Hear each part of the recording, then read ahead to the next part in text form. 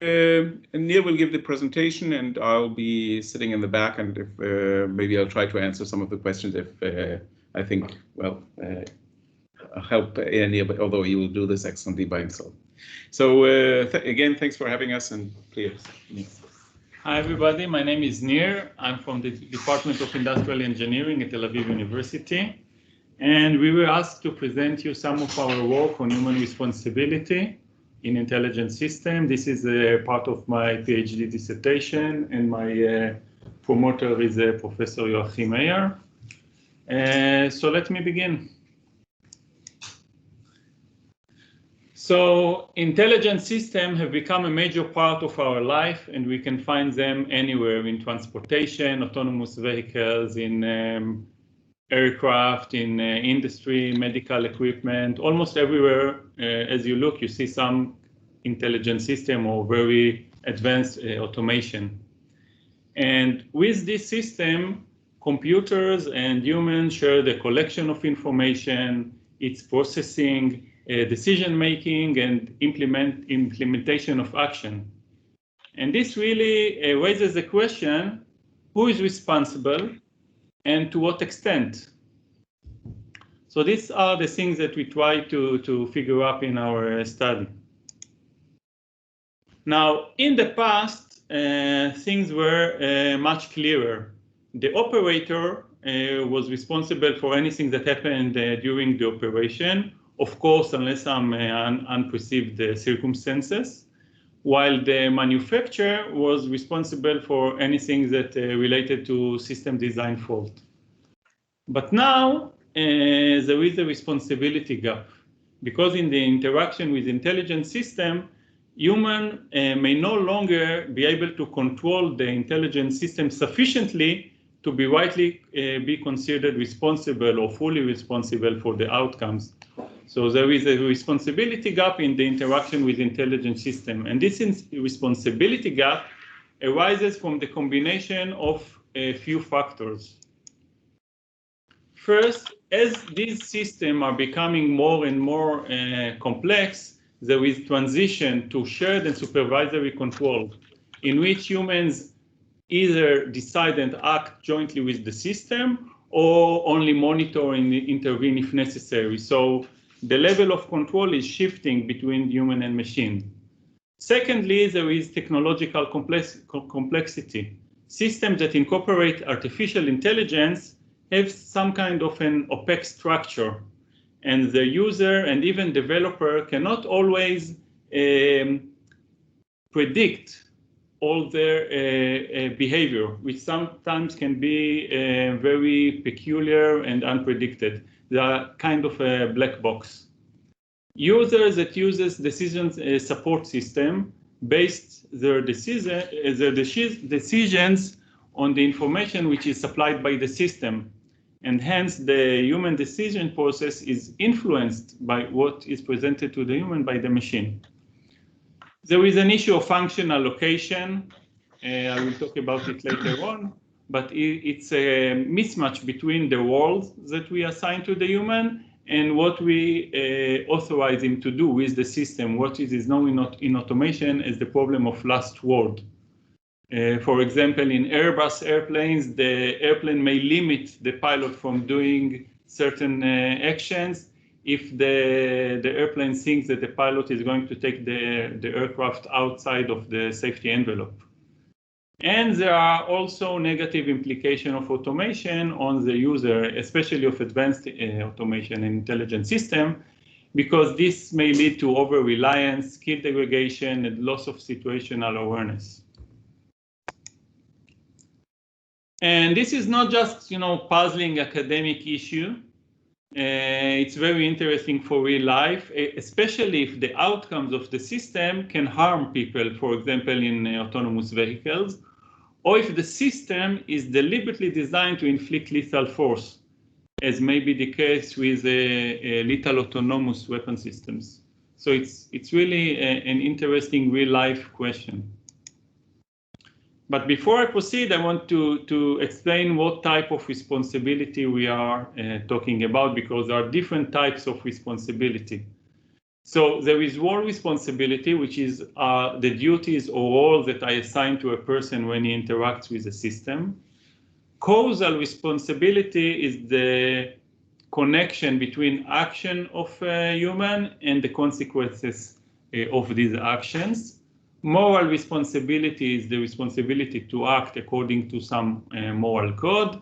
Liability is the legal responsibility. Usually it's connected to stuff like punishment and compensation.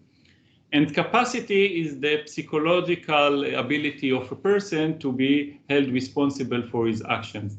And all these types of responsibility can be looked on in retrospective manner, in which I look at past events and try to figure out what was the responsibility, and prospective manner, in which I try to predict what will be the responsibility, for example, in interaction with some intelligent system.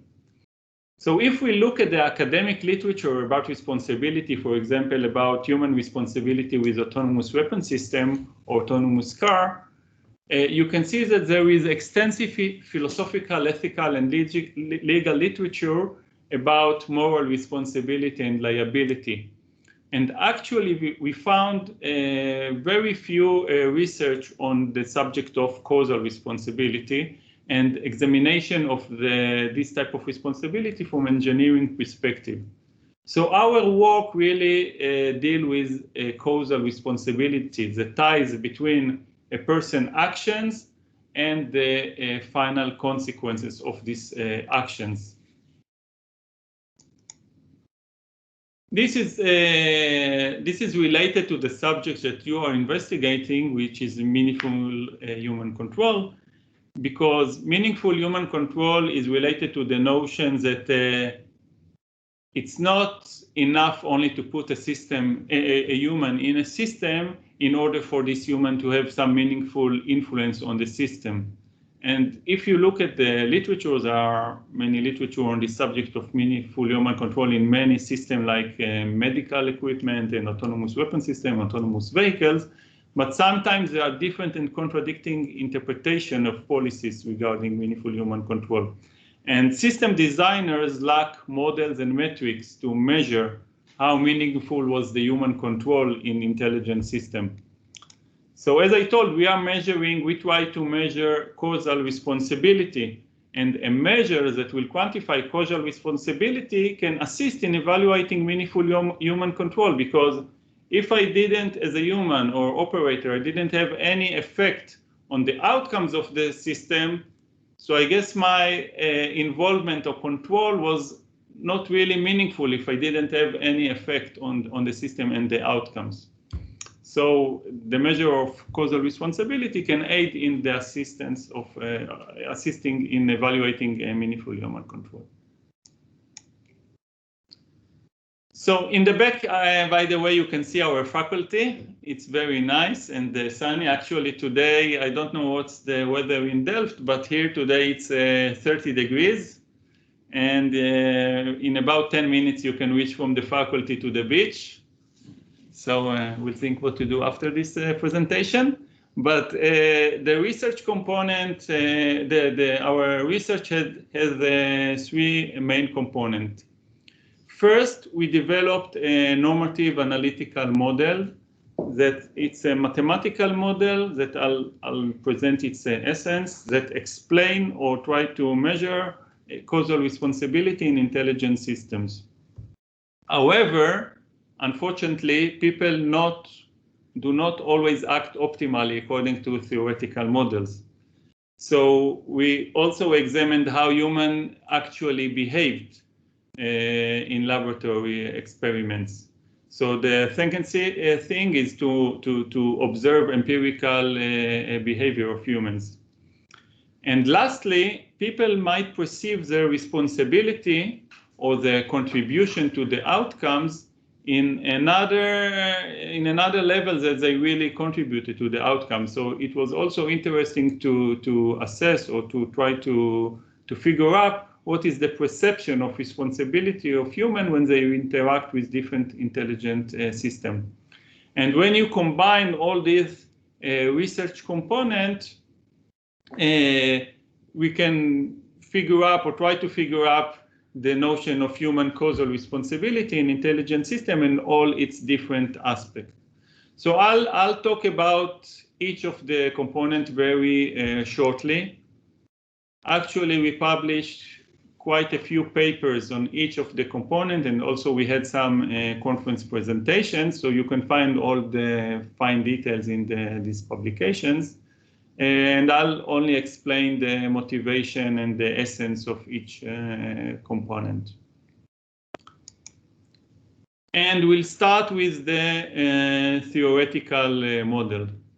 And remember, our aim is to try to find a measure that will happen to quantify, to put a number, how much did a human contribute to the outcomes in the interaction with intelligent system. This is the causal responsibility.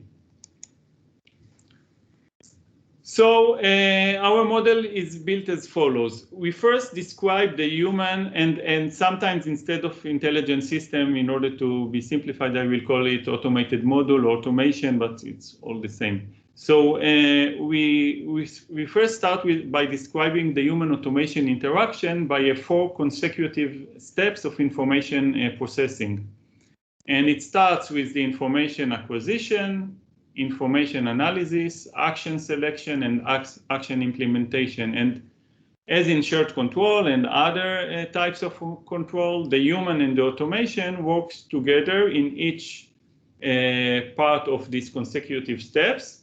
But the level of automation can be varied according to the specific systems that you are describing. In some steps can be completely manual, while some steps can be completely autonomous. It depends on what system you are describing. But this is just a schematic picture of the human automation interaction. So to that, we had variables that will describe the information flow from the environment to the combined system of human and automation and outside to the environment. And I'll explain some of these variables. So we assume that the environment includes n possible states that are different from each other. And each state has different observable parameters. And these parameters can be observed either by the automation or the system, either by the human or by both. For example, if my state is an airplane, let's say, and I want to detect airplanes in the sky, the automation may include radar, and it will look at the radar signature of the airplane, while the human is incapable to observe radar signature, so it will search the electro-optical signature of the airplane. And also there is the sonic signature of the airplane. So each state in the environment has some parameters that are observable either by the automation or the human. And these parameters are acquired by the automation module and the human. Then in the second stage, the information analysis stage,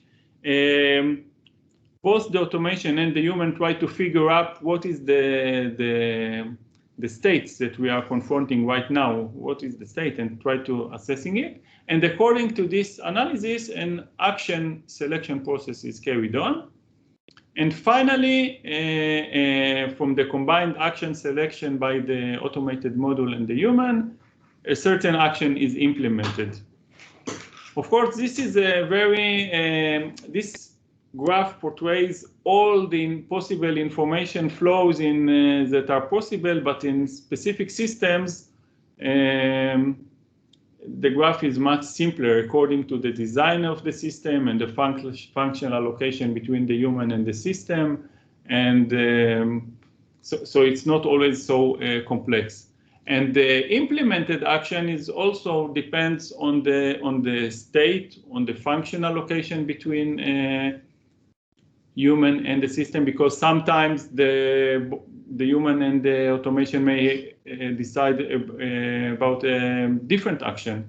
And then enter the issue of last word, who decides in case of a conflict, or sometimes the automation can act faster than the human can interfere. For example, automatic brakes in cars that happens before the human can actually be involved. So by such figure of information flow, you can describe many types of systems.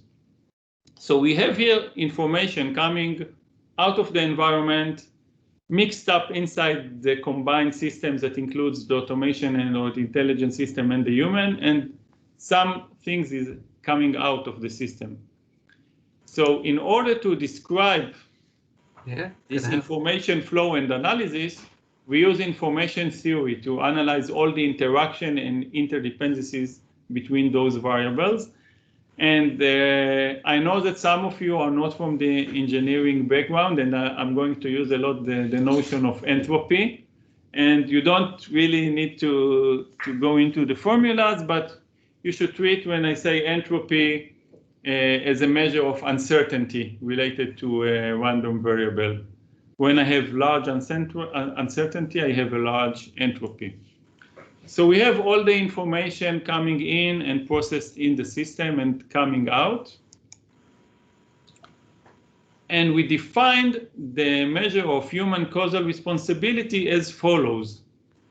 We look at the implemented action, which is denoted by Z, and the responsibility, the share of the human contribution to the distribution of the implemented action, is defined by the conditional entropy of Z given all the automation variables divided by the original entropy of Z. And this measure, although it looks complex, it's quite simple. It measures the relation between the outcomes and the information parameters that are processed by the automation, and what is left is the human contribution to the outcomes. For example, this measure, there is no sentence in information theory that conditions only reduces entropy, because when you know something, your uncertainty can only be reduced or unchanged. So this is a fraction that ranges between 0 and 1. And when it is 0, if the output of the system, the implemented action, depends only by the automation variables, in this case, the denominator of the fraction will be equal to 0. And then I know that if I know what the automation did, I know what is coming out, the human has didn't contribute anything meaningful for the outcome, because if I know what the automation did, I know for sure what is the outcomes. So the human causal responsibility for these outcomes is 0. On the other hand, if I see that when I know the automation variables, I cannot say anything about the outcomes for sure. The uncertainty remains the same. The conditional entropy remains as the original entropy. It means that the outcomes is independent from the automation variables. And in this case, the human has a full contribution, is the one that really determines the outcomes of the system. So this is very intuitive. It's a responsibility measure that ranges between 0 and 1, and it measures the unique contribution of the human to the process. How unique was the contribution of the human?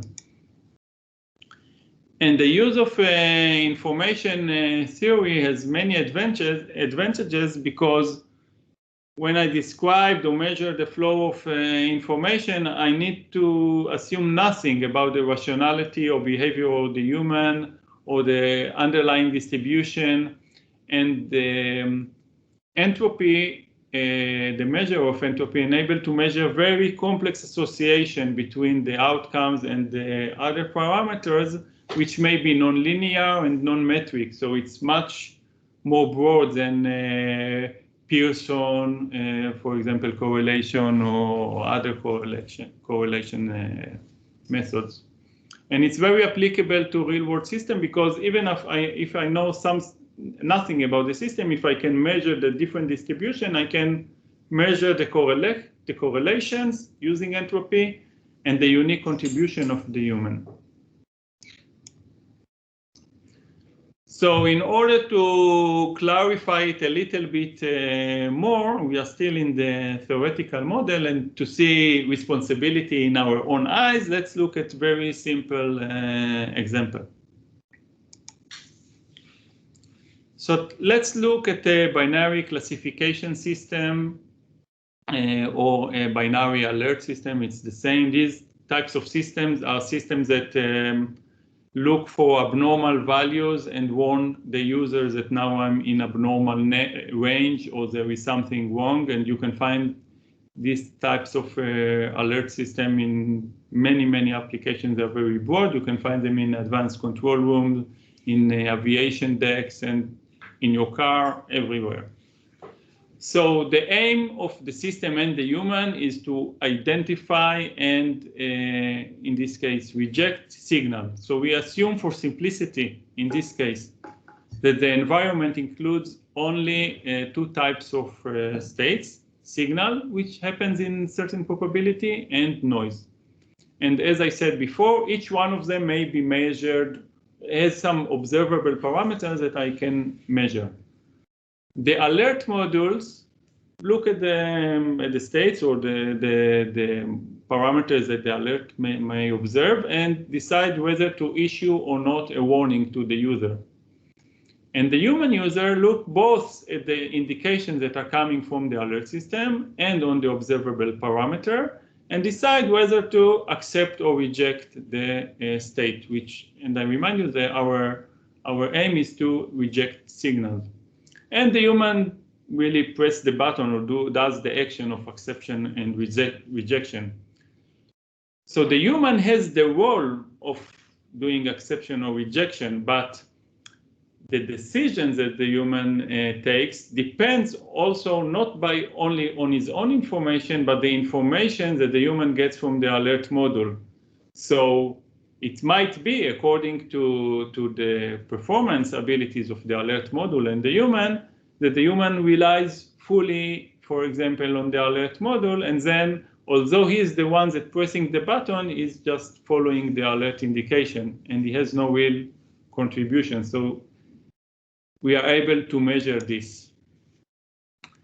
And to measure this and to calculate the entropy for such a simple system, it's very intuitive to employ the theory of signal detection theory, which deals exactly with stuff like that. And I know, again, that both of you might not know signal detection theory. So I'll just point to two parameters that are important to understand in order to understand the numerical output that I'll present.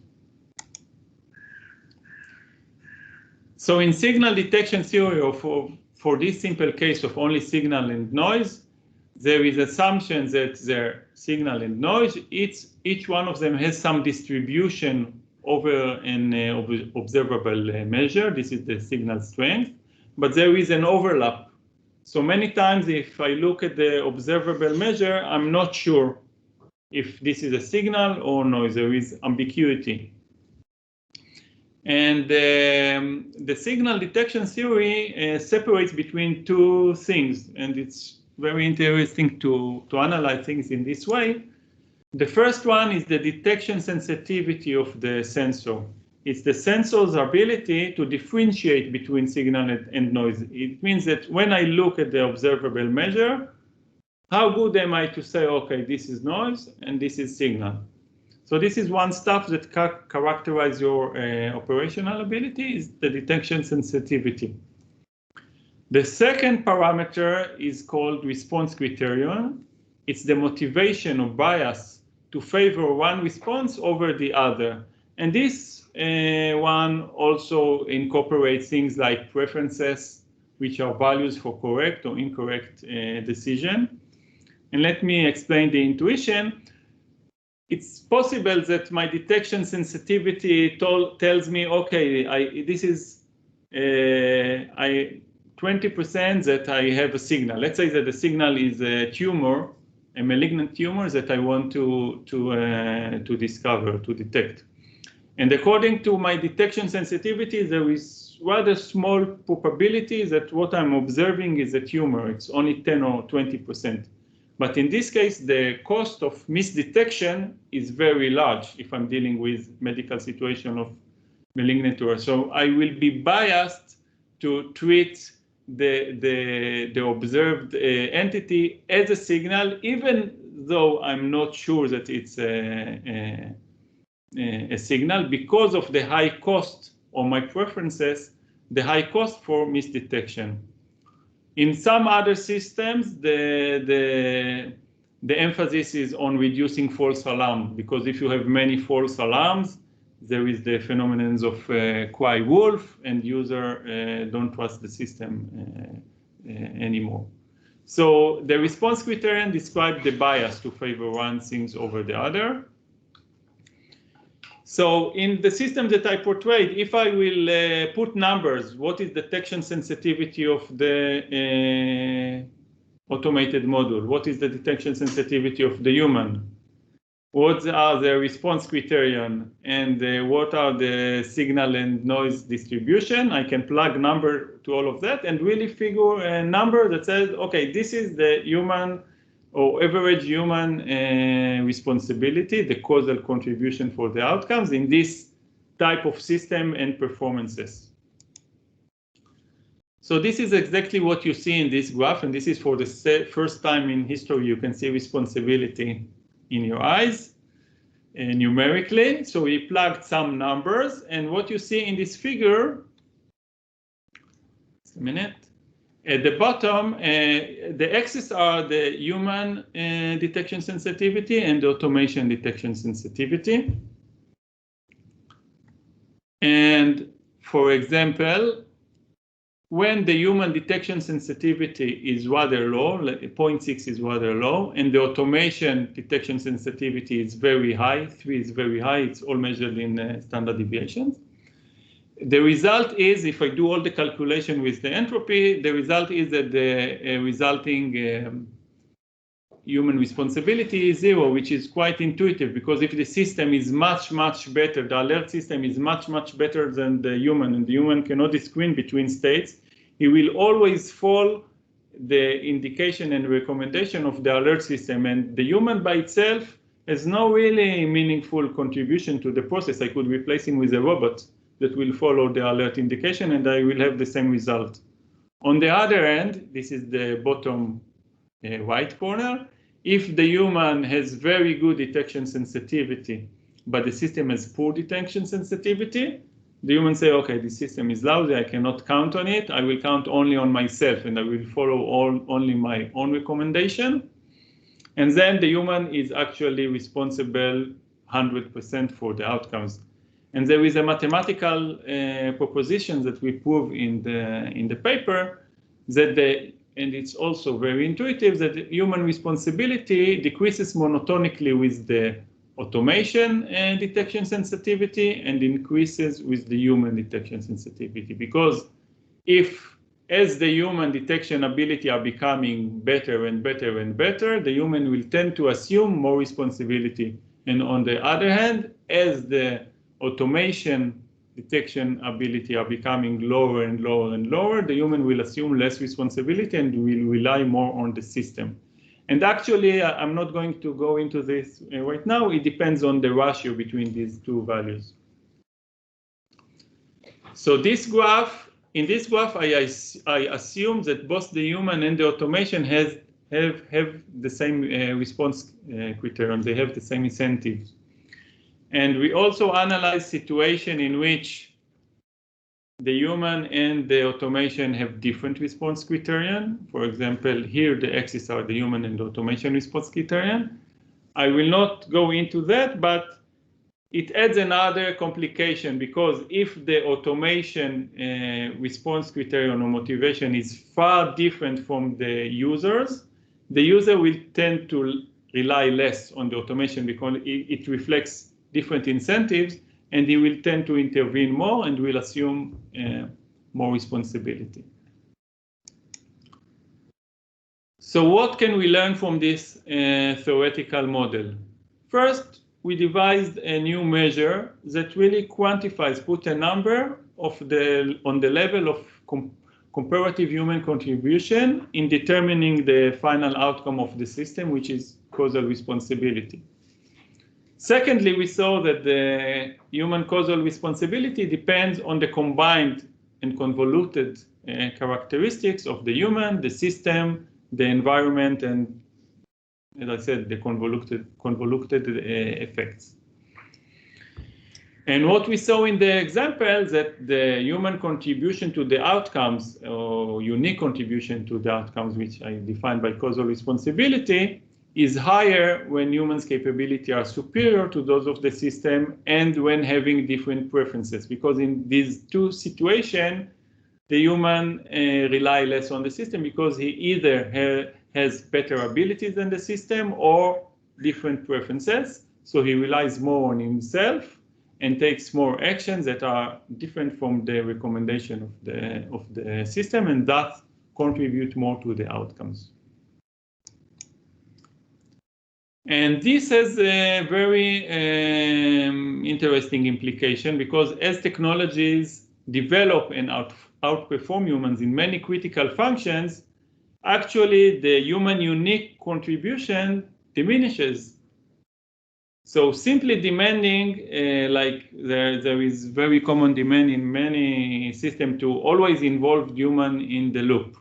But simply demanding that does not assure that the human has a meaningful part in creating the outcomes, even if important functions are allocated to the human. For example, even if in my example, the human had to press the button of accept or reject, if he only relies on the indication from the automation and never deviates, he has no meaningful contribution. It's just a mechanical means to translate the automation's outcome to some action. So putting him in the loop does not really help. So current policies that demands human in the loop may create mismatch between role responsibility and causal responsibility.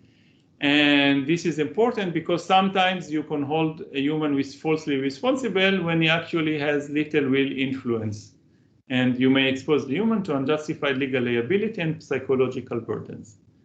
Now I have a dilemma, because we have about 20 minutes left, so we can pause for a few questions, or I can show some empirical findings, and we'll have more questions in the end.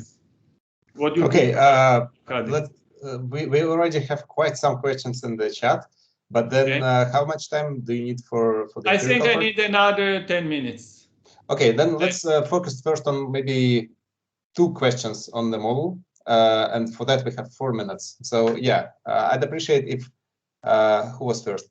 We'll skip David's first comment, which was posted when you talked about the weather in Tel Aviv. So he said, Nir, that's just cruel. So yeah, maybe no need to respond for that. But then the next question is from Jared. I have another comment for this comment. In our university, the air condition are still tuned to winter. So it's 30 degrees outside and the air condition is turned on heat. So if you see me sweating, know the real reason. Okay, but then one question related to the model actually is from Jared. Jared, do you want to ask a question in person? Yeah, will do. So thank you. Cool stuff. I did wonder, so it seems that you assume that the contribution of the human is independent of the state. While I could also imagine scenarios, for example, where what the human does is sort of complementary to what the system does, where in some cases it's the human is better, or the performance of the human is better, and in some that of the system is better. So the question I asked is, how do you take into account that that responsibility may actually be different from state to state? Actually, the example that I showed was a very simplified example in order to put graphs. But if you look at the main diagram that I presented that figures up all the information flows, it may also portray states in which at certain environmental states, the automation is better and then the human is inferior, and the other way around. It doesn't limit anything. It's just a picture of all types of information flow. So if you measure the system, let's say you're doing empirical work, which I want to present soon, and you measure the information flow at many states, the model will answer that. You will have at certain states that the automation is better and then the human is better. But okay, the measure that I compute now, it's the average contribution of the human. So yeah, this is I will talk later on in the conclusion. Indeed, it averages the contribution of the human on different states. So you are right at that point. It's the average contribution of the human over many states along the time. But you can figure out also specific states in which the human has larger or smaller contribution or responsibility. Okay, thank you. And then the next question is from Rule. Rule, you want to ask a question? Yes. Yeah, Mir. Yeah, it's related actually. So I was before you started going into the sensitivities, I was just reflecting on the metric itself. And I was wondering, I was considering two examples, two decisions, A and B. And so what would it mean if the human responsibility is twice the value for B as compared to A? And relatedly, like, don't you, you were already alluding to this when you were saying that this is an average contribution. So don't you lose grip on actual causality when you opt for an information theoretic measure? Like, how can you tease out the contribution of the human to the causal responsibility chain of a decision or a situation? That's my question. So it's hard to answer shortly, but I'll try to answer. First, the measure, when I presented the responsibility types, I told you that responsibility can be either prospective or with prospective. Now, the measure that I'm presenting now is a prospective measure. It tries to look at the future and say, I'm designing a system. What will be the average contribution of a human in such type of system? I'll present in the end of my presentation that we have a deviation of the model that look at retrospective cases, in which case, when you analyze a single past event, you cannot look at the average contribution of the human over many states, because you have a certain line of information that followed from the environment to the automation and then to the human.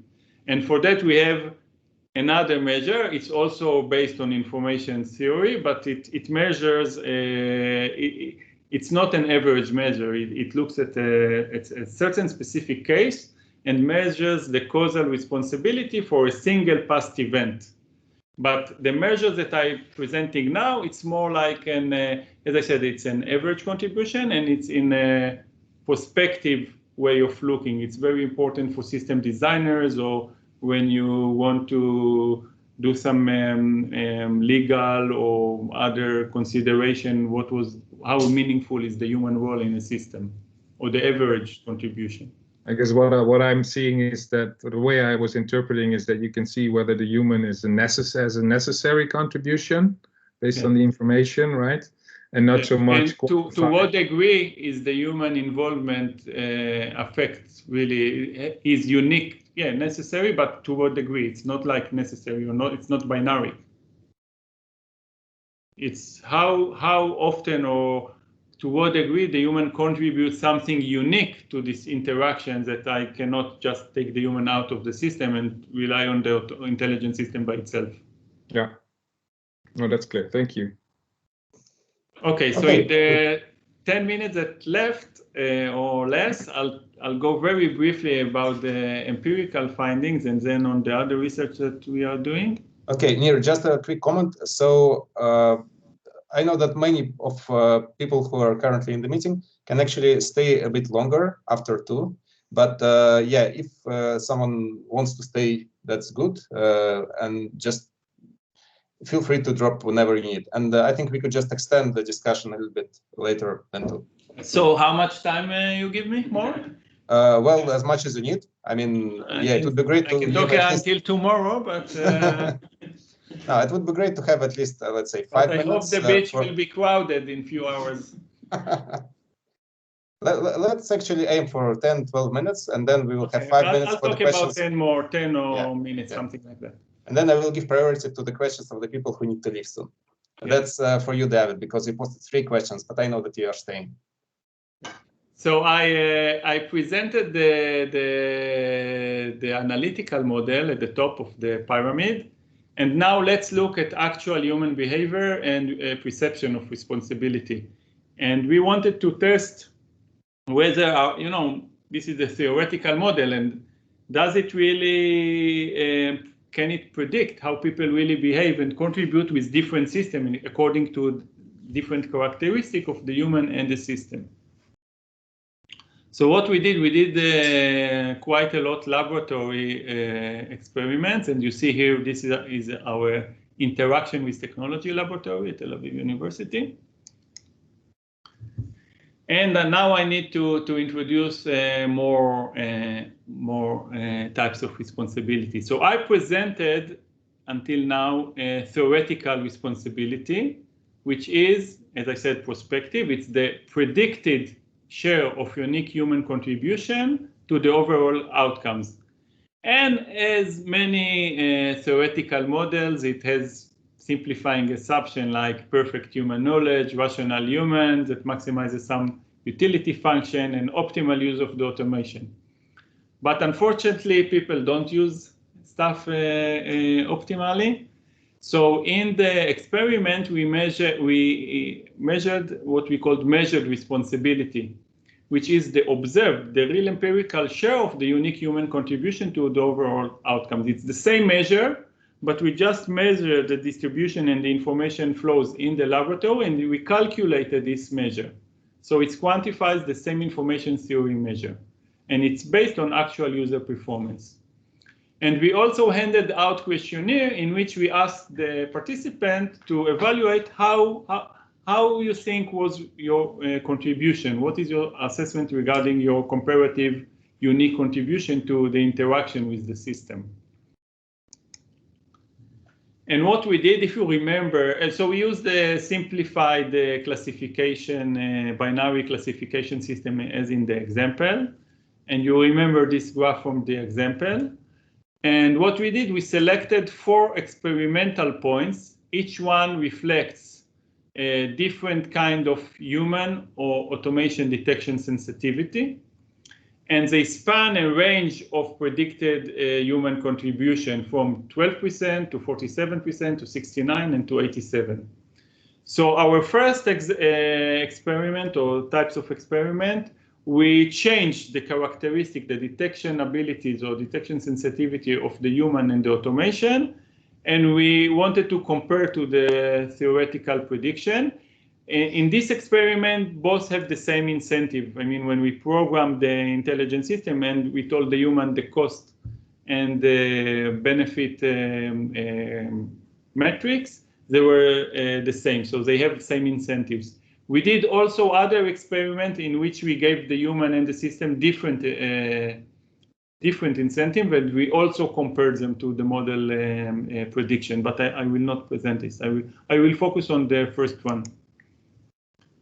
So in the D prime or detection sensitivity experiment, we had 60 participants. We devised a kind of simple binary classification system, and we could control the system accuracy, how good was its detection sensitivity. And the human had to look at some presentation, and we could control how accurate is the presentation that the human saw. So we controlled both. We could control both the detection, human detection sensitivity and automation detection sensitivity. And according to the graph, we took the point of 1 and 2.3. The participants were, half of the participants had poor abilities with detection sensitivity of about 1, or quite good detection sensitivity with detection sensitivity about 2.3. And each one of them worked with two different alert systems. One alert system was poor and the other one was good. So this was the within subject condition. So we have the poor human here, and he works, or they worked with rather poor or good automation system. And these are the predicted responsibility values. And each participant performed 100 trials with each system. And we counterbalance the order of the system. And we also handed questionnaire during the test, different part of the test. So we start with measured responsibility. And I'll explain this graph because it will repeat itself many times. Below the x-axis is the human detection sensitivity, and you have the less accurate human on the left and the accurate human on the humans or participants on the right. And the red is the accurate alert system, and the blue is the less accurate alert system. And as predicted by the ResQu model, you could see that the formation of this graph is according to theory, because you can see that both type of participant relied more on themselves with the less accurate system, and they assumed higher responsibility, higher causal responsibility with the less accurate system. And you can see that the accurate participant always assumed, regardless the type of the system, they assumed higher responsibilities than the less accurate participant because they relied more on their own capabilities. So the general pattern is according to theory, but we had the specific numerical prediction. So it's interesting to compare the average value to the theoretical prediction. So you see that in most cases, like let's say with the less accurate system, the average outcomes was not very far away from the theoretical prediction, despite only one case. When the less accurate participant worked with the accurate system, they assumed much higher responsibility than optimal. And actually, we analyzed the reason for this is known from many other behavioral studies. We analyze it in different ways, but what really happens is that this type of participant overestimated their own abilities, and they intervened more than optimal, and thus they assumed higher impact or higher causal responsibility on the outcomes, but the outcomes were better off if they didn't intervene at all. So people with poor abilities that worked with very good system wanted, to do something. They didn't want to feel neglected, so they did something, and they overestimated their own abilities, and this phenomenon is known from other behavioral studies. If we look at the subjective perception of responsibility, and here it's another scale because it's a subjective scale in which they rated their responsibility from I contributed very much, I had no unique contribution, you see the same pattern. And if you compare the results by normalizing the scale, you see that subjective and measured responsibility really matched each other. So it means that people really feel or have a good sense of how much they really contributed to the process. I will not enter this, but we also analyzed the relation between all the three components together. And we discovered that the subjective feeling of responsibility accounted for about 20% of the way people actually behaved with different systems. So the perception of yourself, of how much you contribute to a process, influences to some degree. It's not the main influence, but it influences for some degree the way you act with the system. Another interesting finding was, you see the solid lines, it's the graph that I showed you before. And we also asked their subjective assessment. If another person was working with such a system, what do you think his responsibility would be? And it was a significant difference that people weighted their own responsibility lower than of another person in the same situation. And this resembles something known in psychology as the fundamental attribution error. And actually, we did another specific laboratory examination for this aspect, another dedicated experiment in which we had people that worked with systems, they were the actors, and people that sat next to them and just observed how they worked. And we asked about their subjective perception of the level of responsibility, and there was significant difference between people who actually worked with system and people that just were observers.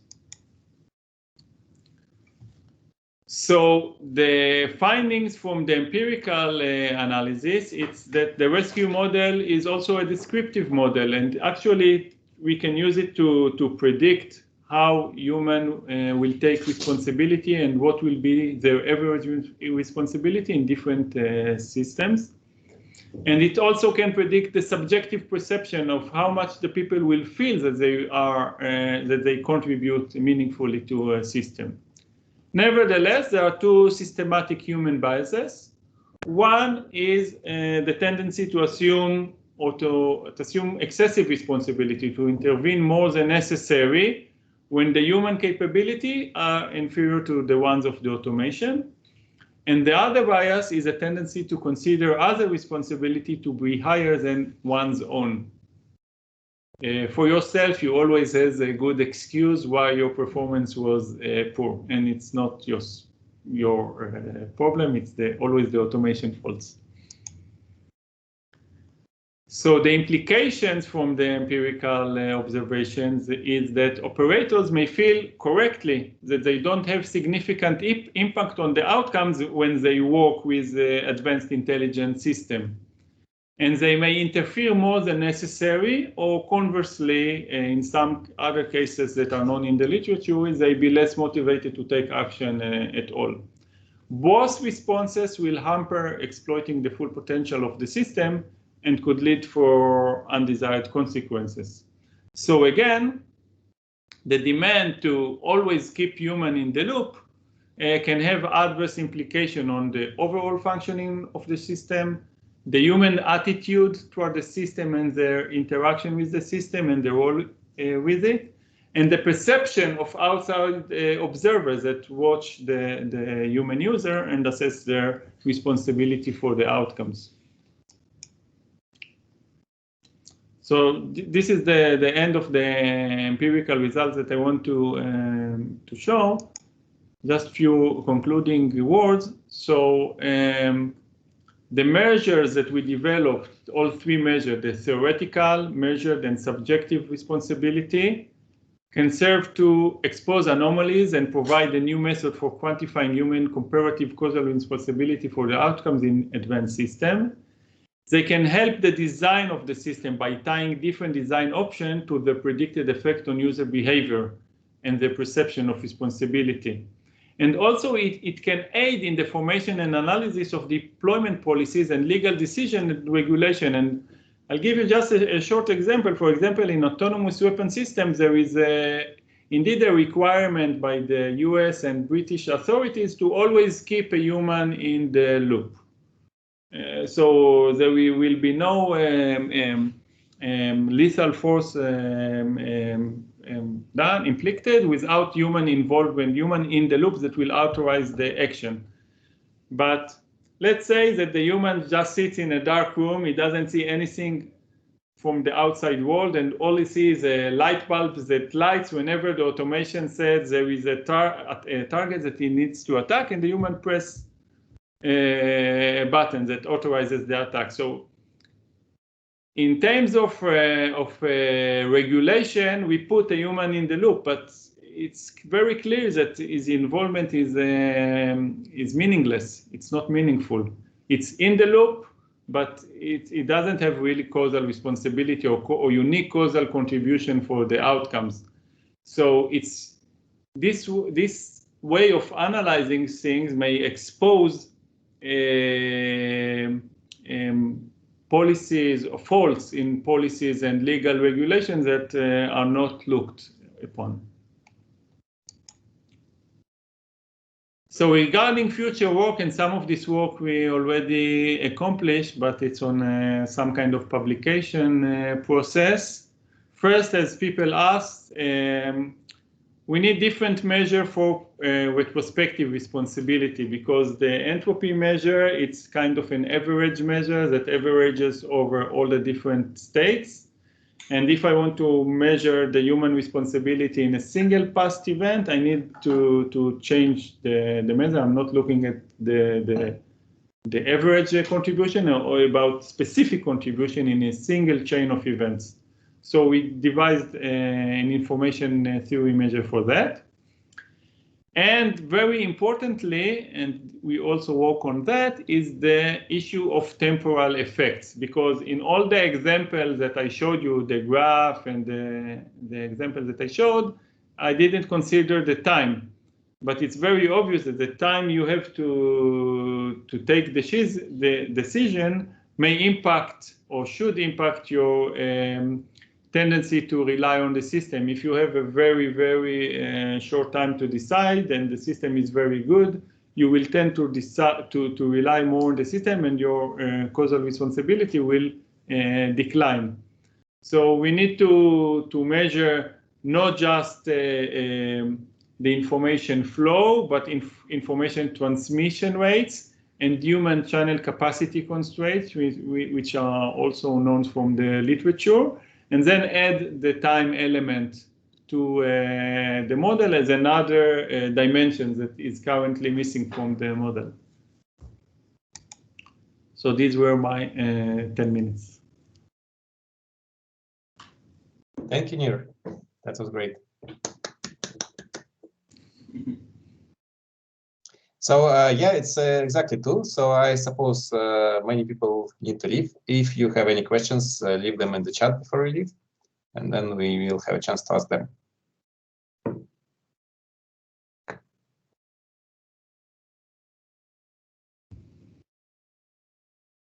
Or you could just raise your hand if you have time to ask a question yourself.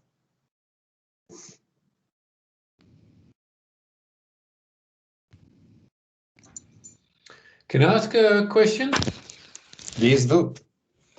Hi, everybody. I was on voice for the largest part of the time, so I could not see the slides. But if I'm correct, in the beginning of the presentation, like 20 minutes or so into the presentation, the entropy measure was introduced, and then a ratio between entropies was mentioned. Did I get that correctly, or did I miss something? Okay, so being an information theorist, I was wondering where the ratio of entropies comes from, because that's very unusual to take ratios of entropies. We usually subtract or add or that kind of combinations. Hardly, I've actually never seen a ratio other than a ratio to a maximum, like efficiency and these kind of things. So I was wondering, does it even make sense to think about ratios of entropies? Yeah, so I have a good answer, and this is a good question. I'll slide on here. Let's look at this. Okay, so this is the measure. Below we can see the entropies of the final action which is implemented. It's the entropy of the action, and the denominator is the uncertainty left about the outcomes, given that I know all the automation variables. So actually, I measure the relations between the system outcomes and all the automation variables, and I measure how much uncertainty is left. Because if I'm looking at all the automation variables and there is no uncertainty, I mean the uncertainty is gone, then the numerator would be 0 and the human contributes nothing. And actually, in the literature, this form of measure appears at what is known Thales coefficient measure, which is very known measure. You can find it also in SPSS to measure the relation between nominal variables.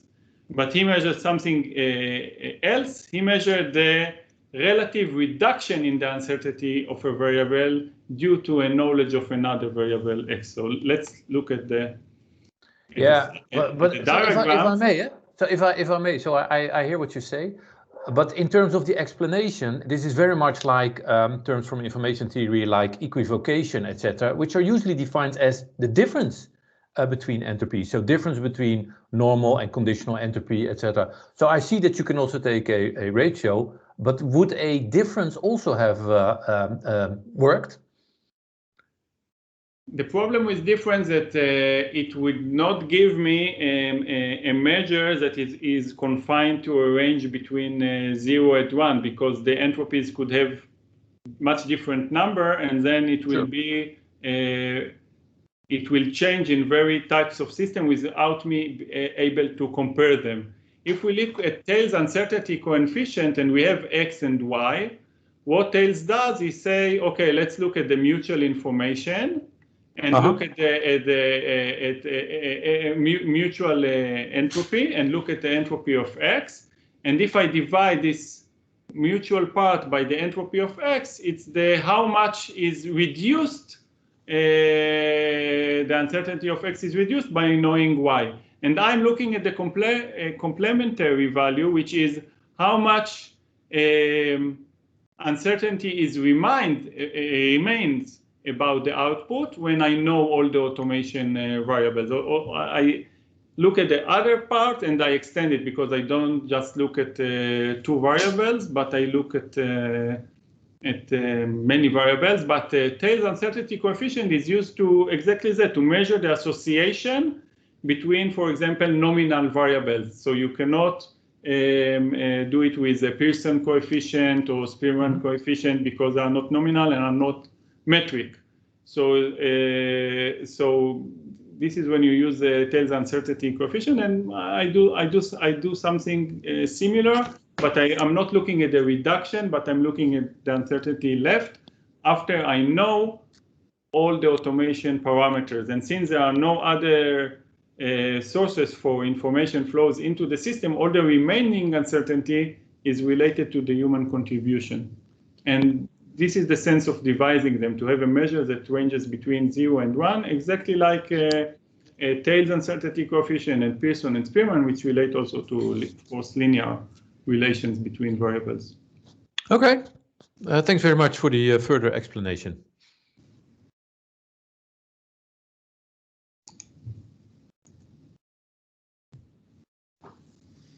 Okay, let's perhaps get back to David's questions. David, do you want to start with the first question on context specificity? Yes, thanks.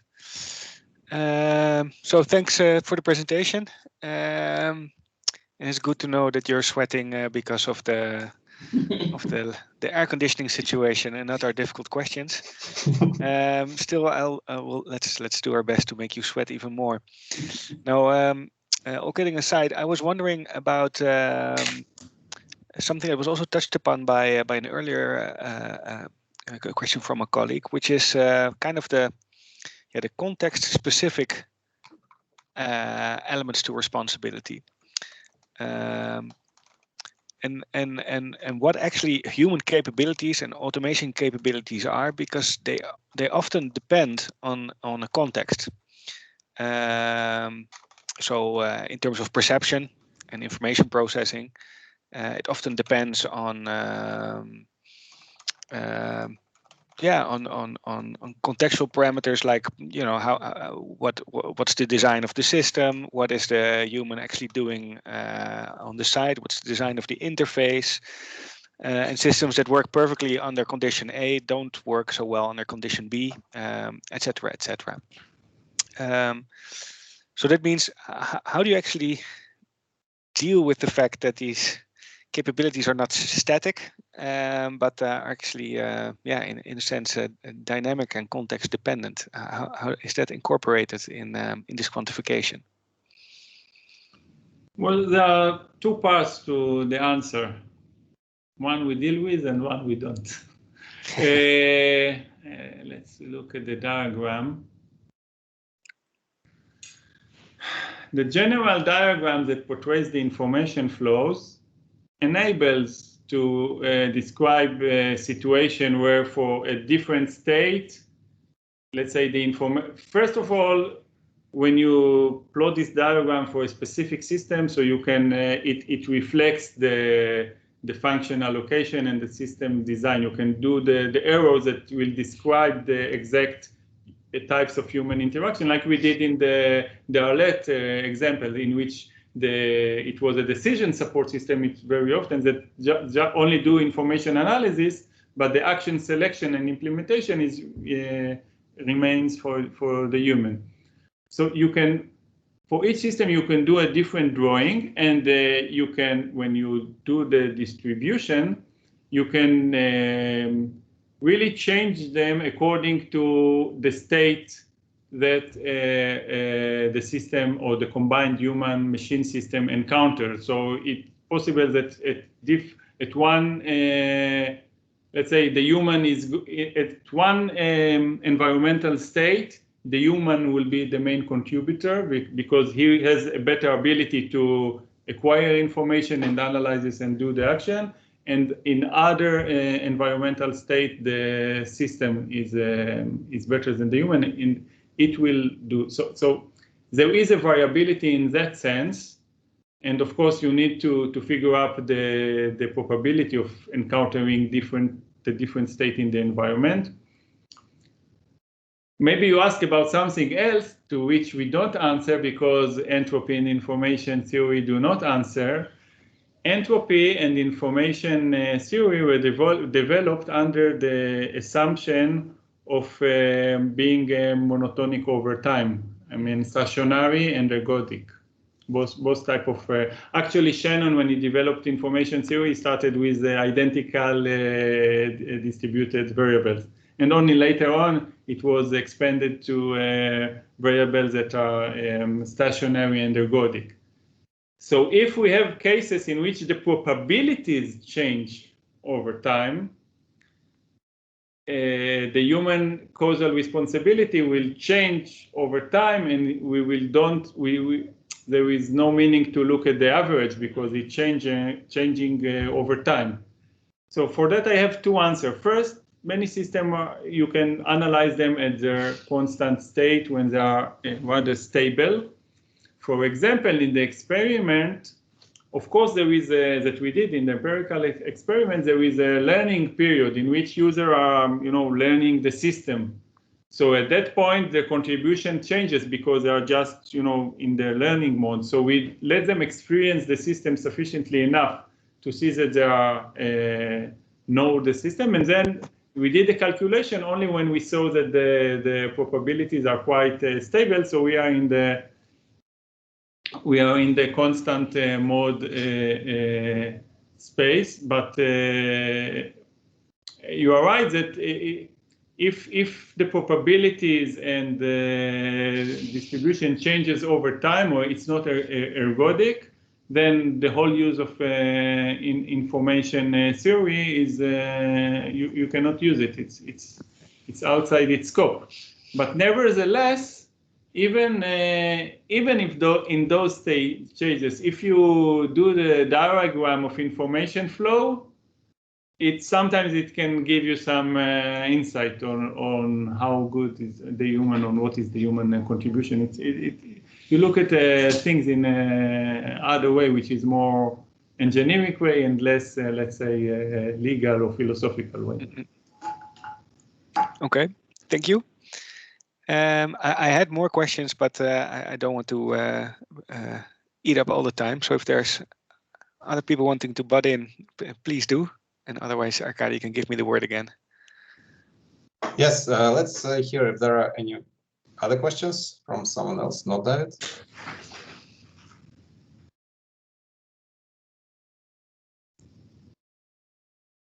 So while we are waiting for the questions, I think a good... Evgeny has his hand raised. Yes, please. I don't see it for some reason. Yes, I can see it now. Evgeny, go on. Hey, thanks. Hi, Nir. Thanks very much for the very interesting talk. So one of my questions is actually the same one as David's last question in the chat, so I'll let him ask that later on. But I was wondering, I'm not familiar with all the in depth with all the information theory and other the kind of the mathematical side of things here, but I was curious, how does this kind of model does it relate at all to causal modeling? Like in the way that Judea Perel and his colleagues conceive of kind of the causal relationships and trying to measure them. So is this a related way of doing this, or are those two not related at all?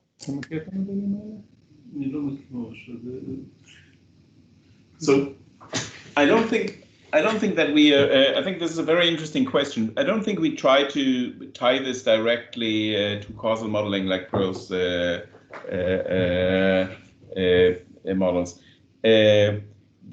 We see this more as a description of a system description. I think tying these two together might be a very interesting issue, but we haven't looked at it closely yet.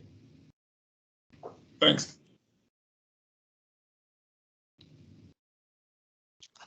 Okay, thank you, Evgeny. So what I would propose to do is to wrap up with David's questions. And if we don't receive any questions while David is asking his last questions, we will have a short break.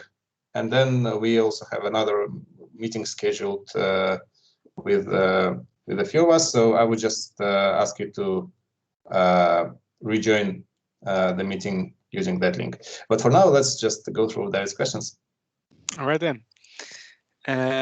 So a second question is it's actually about the design of the interface. And so you describe in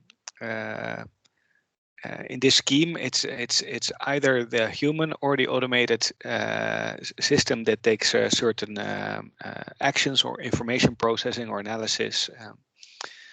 And so I had two questions. One is, we know, for example, from warning systems with binary thresholds, that it's very difficult to tune those thresholds unless you know everything upfront, which unfortunately usually we don't. And especially when there's more variability in how to solve situations, then some operators may think the thresholds are too early, set too early, or set too late, or depending on the context, they're set too early or too late. And so you get these annoyance and cry wolf effects that actually, if they wouldn't occur, it would be just a clean information processing problem. But because humans adapt and learn and get demotivated and such, this actually impacts. In a way, they deal with the systems, and I would say, to some extent, then the designer has some impact on actually the responsibility that the operator, feels or can actually take, because they might get disengaged from the system. So I wondered if you can follow this line of reasoning, how you see this. Yeah, it's a great question, because the model is intended to tackle exactly that. Because what I said, that the prospective model that I present is oriented to designing system. Yes. Now, if my system has poor capabilities and it has a lot of false alarms, or it reflects other preferences than mine, for example, it allows false alarms or something like that. Eventually, when the operator works with the system consecutively, he will learn that this system is unreliable and he cannot trust the system, and then he will tend to intervene more. The theoretical model, which assume perfect rationality and perfect knowledge, assumes that the human knows the characteristics of the system, for example, the rate of false alarms and misdetections, and of course his own capabilities, and then he selects the right amount to interview, for example, the optimal amount. So this is the theoretical model. What happened in the empirical experiments is that people really experience with the system, and if they had, for example, good capability and they worked with the inferior system, after 10 or 20 trials, they say, okay, this system is just because they were penalized for each time they were wrong and got points when they right. So after a few trials, they say, okay, I cannot rely on the system, and unless something very obvious, and they try and they relied only on themselves. So, and in most cases, despite except the one that I marked, the empirical responsibility values were very close to the theoretical prediction, which means that after people experienced a system with different characteristics, they behaved in the expected way. So if I was a designer of a system and I used this model, I could predict how much the human will really contribute to my system. But more importantly, if I want to put some weights on the preferences that I put in the system algorithm, which determine the false alarm rate, and I could also play with this and see what is the effect on the outcomes and on the user, because I allow to play with all the different parameters. So for system design, you can plug in your assumption without even having the real system and and you will have a notion of how much the human user will really contribute to your system, or how much the final outcomes really depends to what degree on the unique contribution of the human. And that's it. And so this it's does a tool that you can use during system design to understand how meaningful is the role, how really meaningful is the role of this is the stuff that you are working on, but how really meaningful is the role of the human in your system? How meaningful is or unique is the actual human contribution to the outcome and processes?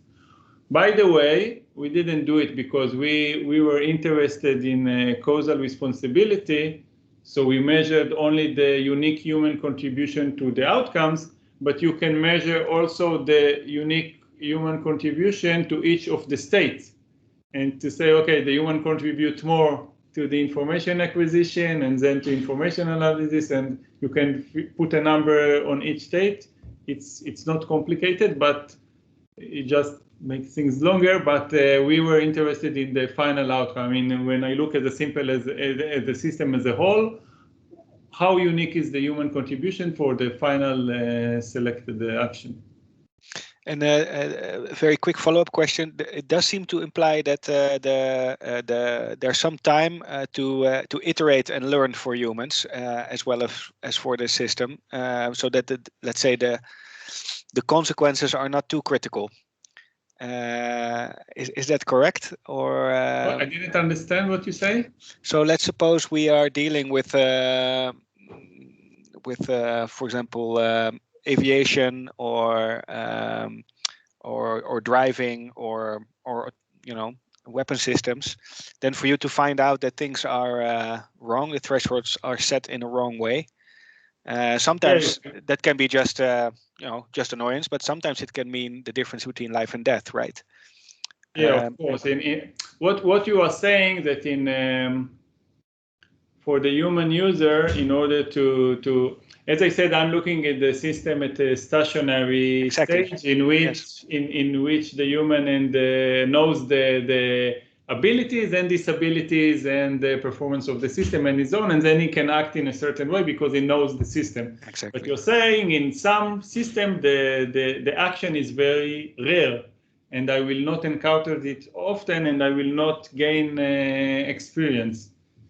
This is right. The way to do it is by letting you experience with a simulated environment in enough repetition until you know your abilities and the abilities of the system. So in case of real activation of the system, you will already have a kind of notion about your abilities. Yes, but without a learning curve or something that you know and just manuals, of course the things will not look that way. And of course entropy look at the average uncertainty.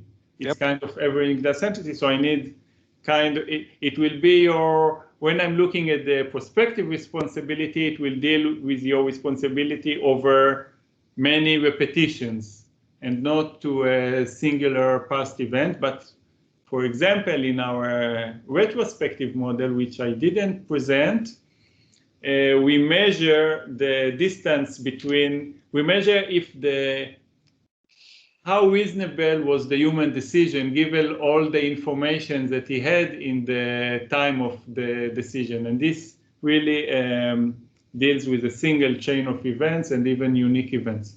And you can measure, you can put a number on how reasonable was the human action selection.